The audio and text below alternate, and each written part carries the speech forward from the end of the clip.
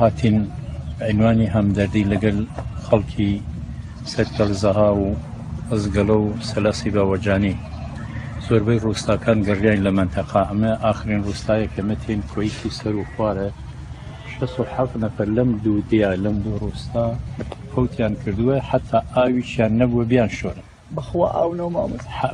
هەر بەو حاڵاتۆ کردیان نێژێری خاکۆ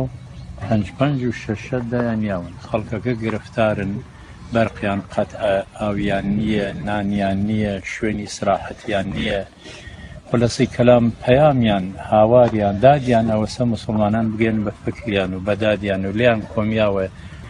لە خەڵکی بە شەرەفی بوستانی کرماشان بە شەرەفی خەڵکی هەورامان و باقی شوێنەکانی تر تەقازامان ئەوەی هەم خۆمە ئەمە مۆسامەحتەرمانە کەم ڕۆ زەحمەتیان کێشاوە هەرچی لە دەستان تێ نان